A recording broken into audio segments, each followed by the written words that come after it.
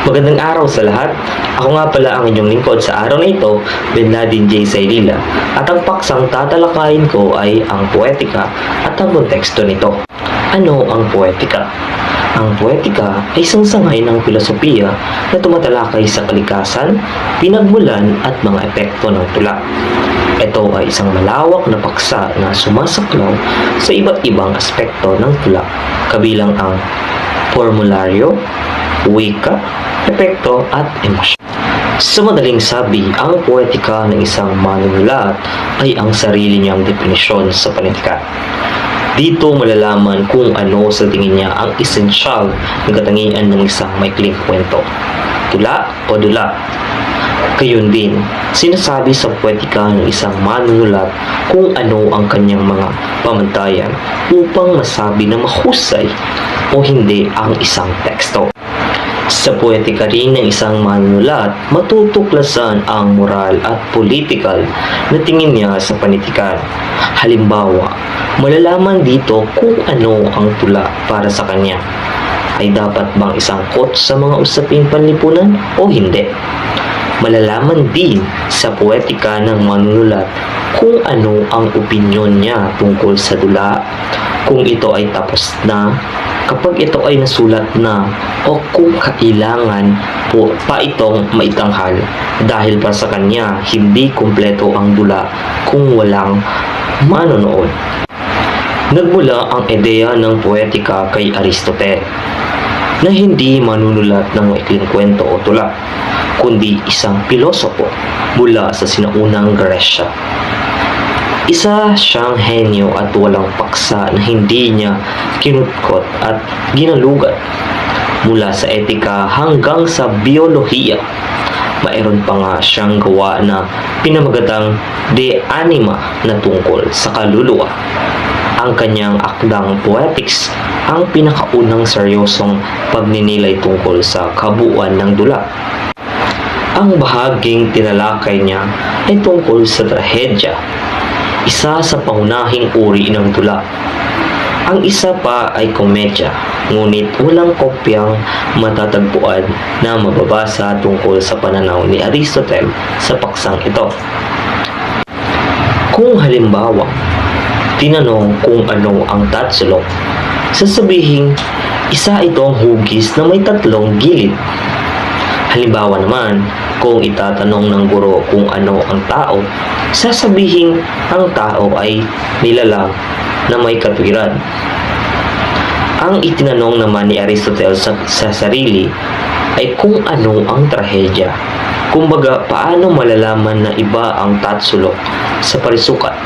Simple, 4 ang gilid ng parisukat, samantalang 3 sa tatsulok. Gayon din kapag tinatanong kung ano ang pagkakaiba ng tao sa aso. Maaring sabihin nakatayo ang tao sa 2 paa, samantalang ang 4 naman ang sa aso. O di kaya'y maaari ding sabihin gumagamit ng wika ang tao, samantalang ang aso ay hindi. Ano kaya ang nais ipaiwatig ni Aristotle? Ang nais ipaiwatig ni Aristotle sa city na ito ay ang kahalagahan ng pagtukoy sa esensya ng isang bagay upang maunawaan ang tunay nitong kalikasan.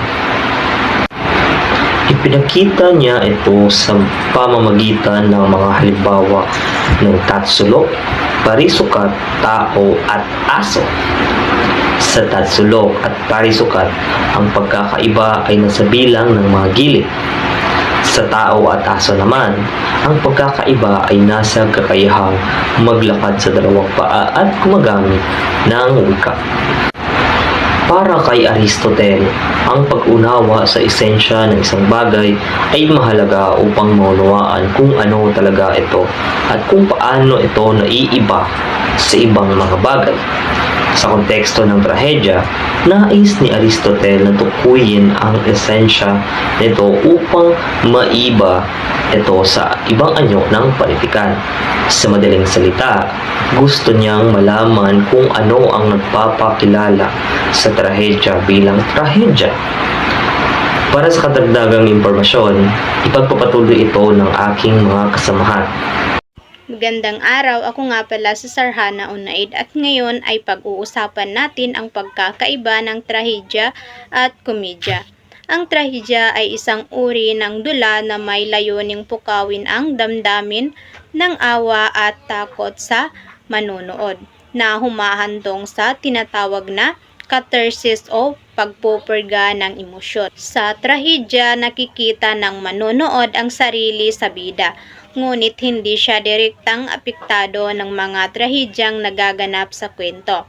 Sa komedya naman, karaniwang binibigyang diin ang katuwaan at kasiyahan na kabaliktaran ng seryosong tono ng trahedya.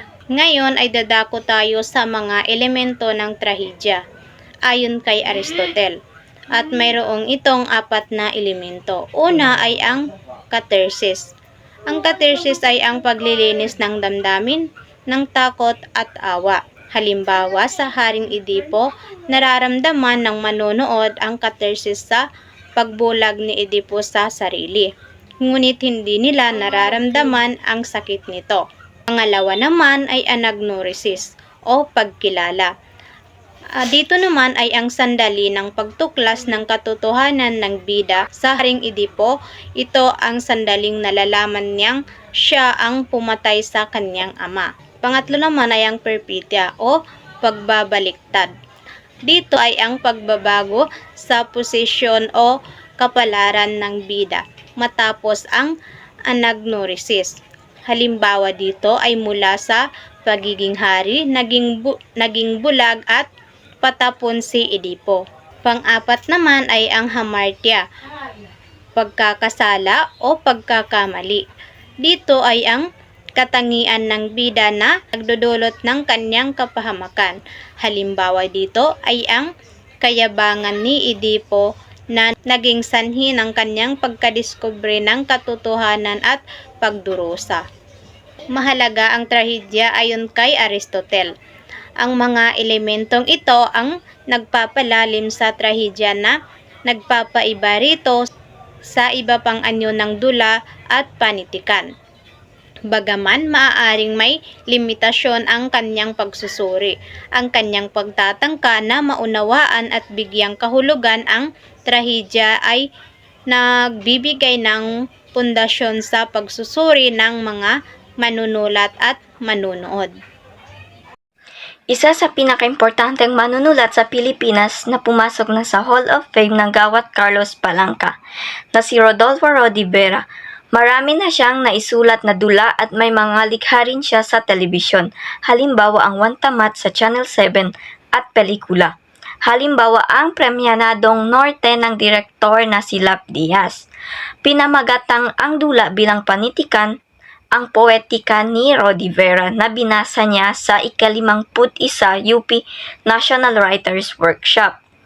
Ayon kay Vera, kulang daw ang simpleng matapos lang sa pagsusulat ang dula. Hindi pa raw tapos ang dula para sa kanya. Kahit na ito ay malathala sa isang aklat, bagkus kailangan talaga itong maitanghal. Yan dito ang poetika ni Rodi Vera na pinamagatang ang dula bilang panitikan ay nagbibigay diin sa kahalagahan ng pagtatanghal bilang mahalagang bahagi ng proseso ng paglikha ng dula. Para kay Vera, hindi sapat na maisulat lamang ang dula at malathala ito sa isang aklat.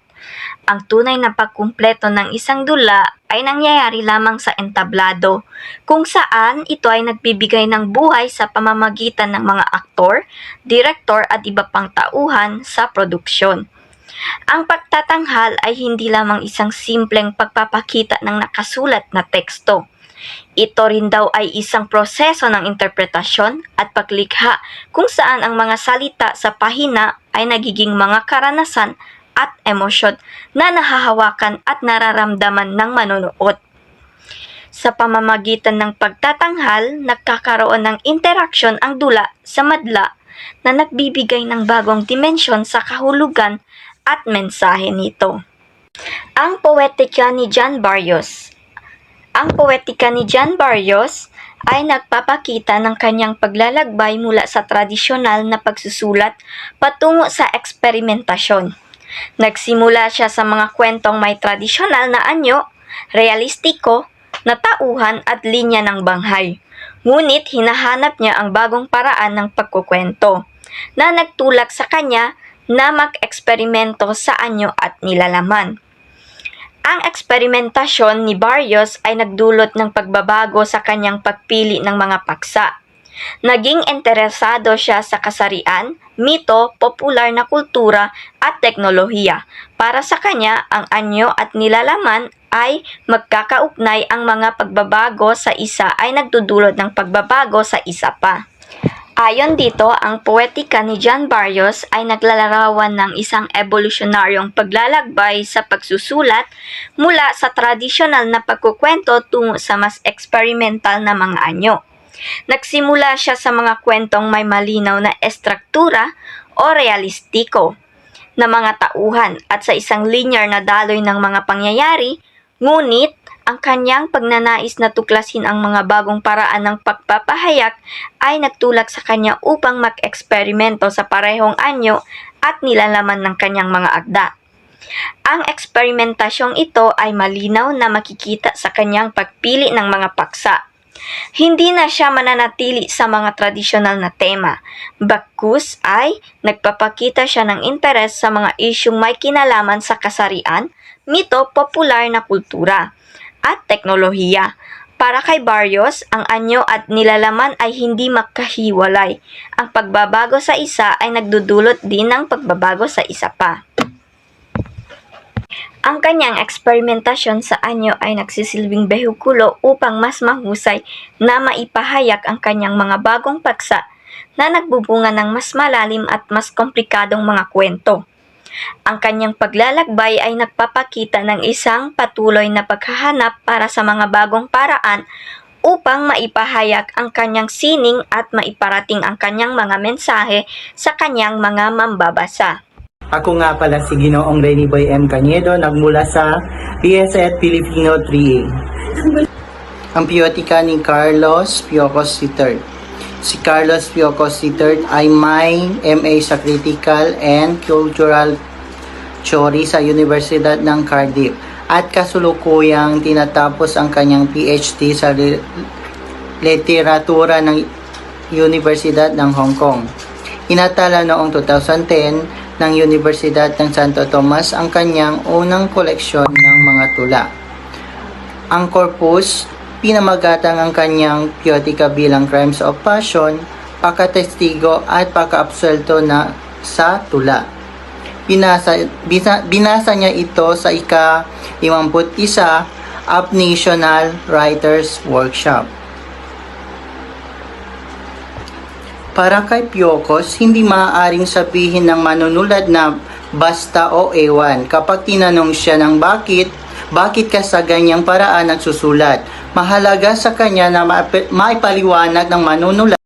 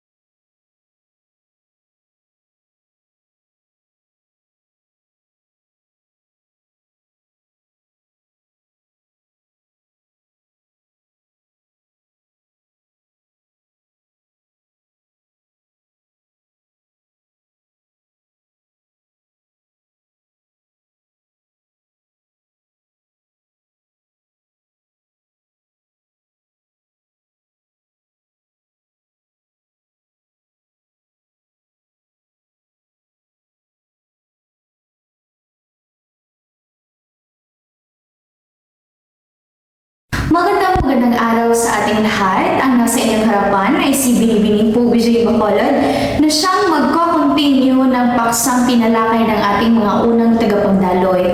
Kanina ay nabahagi na sa klase kung ano nga ba ang poetika. Ngayon ay tutungo tayo sa mga gabay na tanong sa pagsusulat ng ating sariling poetika. Ano nga ba ito at matutuklasan natin? Para sa pangunang mga tanong, sa pagsulat ng poetika, may mga tanong talaga na bakit ka nagsulat? Mayroon ka bang nais sabihin sa ibang tao? Gusto mo bang magpatawa o manakot? Inspirasyon mo bang iyong mga nabasa o napanood? At gusto mong maging kasing husay ng ibang manunulat? May katotohanan bang ikinakaila sa lipunan ang nais mong ilantad? Ano ang iyong mga personal na karanasan na maiuugnay mo sa panitikan? So sa ating pangunang gabay na tanong, ang sinasabi na nagkakaroon talaga tayo ng tanong kung bakit tayo sumusulat, di ba?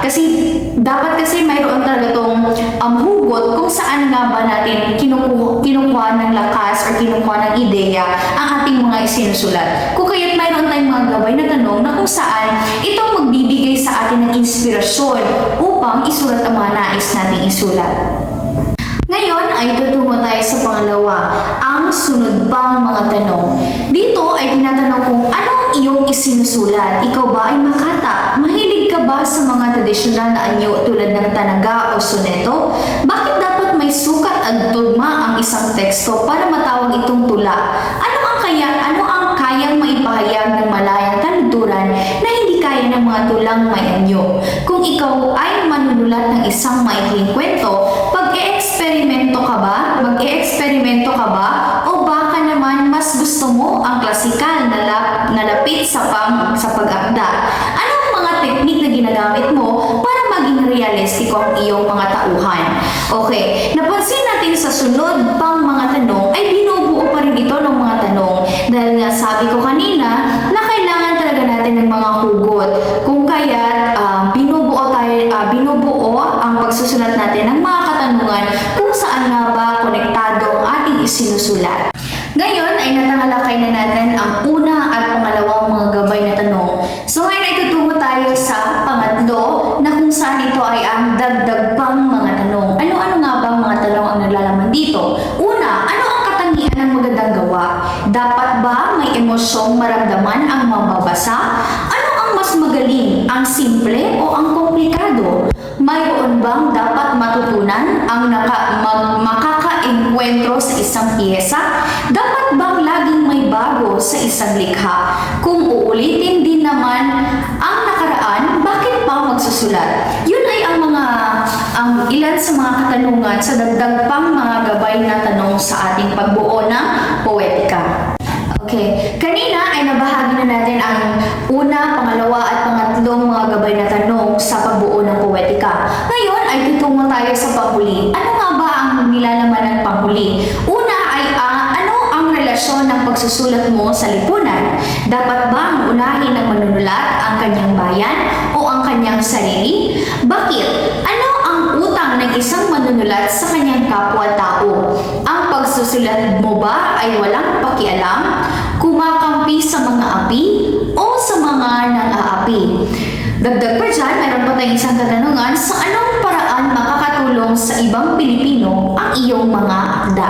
Yun ang panghuling gabay ng mga tanong sa pagbuo natin ng poetika. Ngayon ay abangan natin ang susunod na magtatalakay upang mas malinawan pa ang ating pag-iisip tungkol sa ating paksang tatalakayin. Yun lamang po. Maraming salamat.